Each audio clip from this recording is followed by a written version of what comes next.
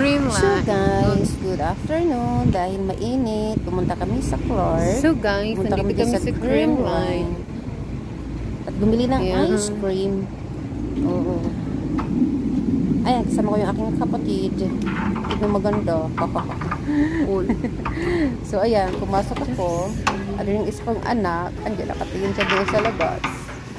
Tapos, pili kami ng ice cream.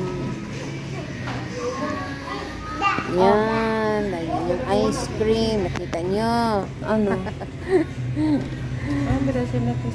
Buko salad. So yan. Yung pinili ko lang dyan talaga. Mahilig talaga ako sa ice cream. Mga buko salad. Yes. Buko salad. It's my favorite ice cream. And then, ayan. Ayan, yan. Tingnan nyo. Diba? Ang ganda. Oh, see? Ang ganda ng salamin.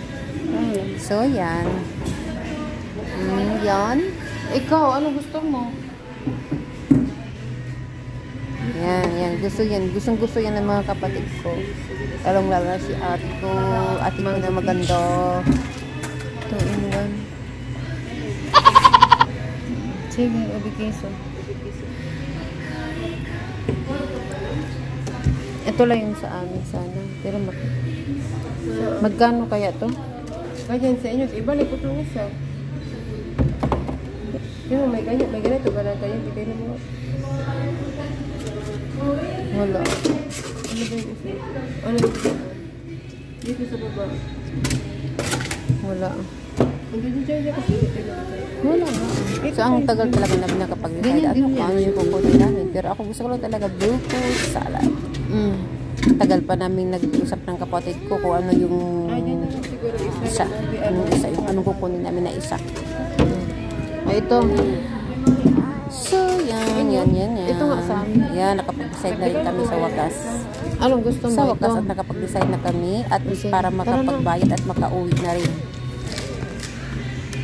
Sobrang init kasi guys, kaya yun. Tsaka hindi wala yung electric sa amin. Ano? Ngayong araw na to, parang 3 bisis na wala yung electric. Pero ang panis ng Creamline ice cream. Yan.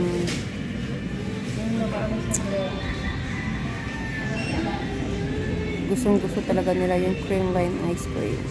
Mura kasi siya. Gusto rin ng mother ko. Choco bar? Ayun, nasa tinapay daw. Ay, nasa tinapay. Yan. Oo.